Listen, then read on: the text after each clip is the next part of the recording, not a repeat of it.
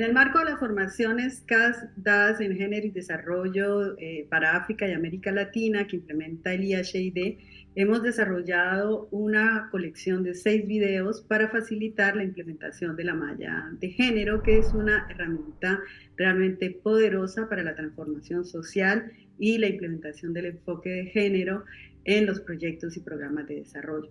Les invitamos a descubrirlo.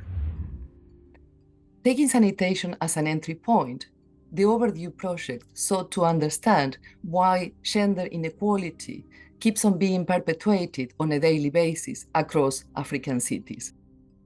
The web of institutionalization, developed by Professor Karen Levy, was a critical resource in that respect. It helped us, on the one hand, to understand the key power points where these inequalities are rooted, but also to find ways of developing actions and strategies that can transform these inequalities. We are now really thrilled to see that the experiences of 4 of the 7 cities that took part in the project are being used to show how the web of institutionalization works. This is how it works in terms of diagnosis, but also as a critical feminist tool for action and research.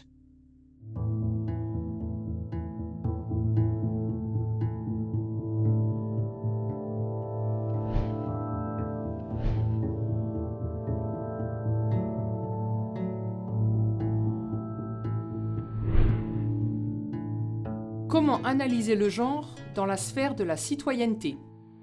Dans cette sphère, on analyse 3 éléments. L'expérience des femmes et des hommes et leur interprétation de la réalité, les groupes de pression, les structures politiques représentatives. Prenons le cas du montage d'une unité pilote de recyclage des boues fécales dans une commune d'Abidjan, en Côte d'Ivoire. Quel était le but du projet? Le but de notre projet, c'était de mettre en place une unité pilote de transformation de boue fécale, de boue de vidange en compost, surtout pour créer une activité génératrice de revenus pour les femmes et réduire leur charge de travail domestique.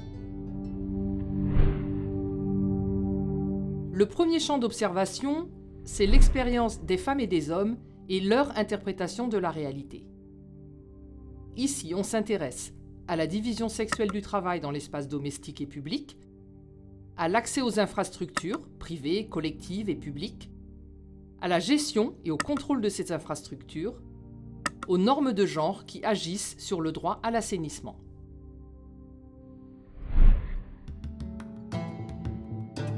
Concernant la division du travail, nous avons constaté que tout le travail concernant l'entretien des toilettes est dévolu à la femme. Et y compris aussi de s'occuper de vidanger les toilettes quand les fosses sont remplies. Au niveau de l'accès, de façon contradictoire, ce sont les hommes qui sont privilégiés. Tous les hommes finissent d'abord d'utiliser les toilettes avant que les femmes aient le droit d'aller aux toilettes. Ça, c'est encore plus compliqué pour les femmes qui sont dans les cours dites cours communes, où il y a plusieurs habitations pour 1 ou 2 toilettes. Là, on se retrouve avec des femmes qui sont obligées de faire leurs besoins dans des seaux ou dans des vases en attendant que les hommes finissent d'utiliser les toilettes. Au niveau du contrôle, c'est plus le contrôle qu'on a sur le corps de la femme. Parce que dans la sphère familiale, la femme a envie d'aller aux besoins, mais elle ne peut pas aller à tout moment. Par exemple, quand il y a des visiteurs, elle ne peut pas traverser la cour pour aller aux toilettes. Quand elle doit faire pipi, ça doit se faire discrètement. Et quand elle doit aller aussi à la selle, il faut qu'elle s'arrange pour qu'il n'y ait pas d'odeur, etc. Autre chose aussi, c'est que là où on demande aux femmes d'aller après les hommes, c'est juste parce qu'on se dit la femme peut avoir ses menstrues. Que là où il n'y a pas de toilette, on se rend compte que les hommes ils peuvent aller même se soulager en plein air, mais ce qui n'est pas toujours facile ou autorisé aux femmes. En ce qui concerne les toilettes publiques, nous avons constaté d'abord qu'il y en a très peu ça ne répond pas toujours aux besoins spécifiques des femmes. Qui gère ces toilettes? En général, ce sont les hommes qui gèrent les toilettes publiques. Soit c'est un service qui est concédé à une entreprise privée gérée par un homme, soit c'est une activité qui est gérée par du personnel de la mairie qui est déployé sur ces lieux publics-là pour nettoyer les toilettes. Et en général, ce sont des hommes. Ce que les gens ont dit, entre guillemets, c'est que c'est un métier pour les hommes, c'est plus salissant, mais les femmes, elles ont besoin de quelque chose de plus propre, de plus élégant et tout. Il a été prouvé que ce sont les femmes qui entretiennent les toilettes à domicile parce que là-bas, c'est gratuit. L'analyse du genre dans les groupes de pression s'intéresse à la cartographie des groupes actifs et au jeu des acteurs, à la représentation femmes-hommes et à la gouvernance en termes de genre, y a-t-il mixité, parité, et aussi à la place du genre dans les groupes actifs sur l'assainissement et vice-versa, la place de l'assainissement dans les groupes actifs sur le genre. Il n'y a pas beaucoup de groupes de pression sur les questions d'assainissement. À la limite, je pourrais dire que les personnes ne sont pas intéressées par la question de revendiquer le droit à un assainissement juste. Ce qui est clair aussi, c'est que il n'y a pas de combat véritable qui emmène les gens à faire du plaidoyer véritable auprès des pouvoirs publics.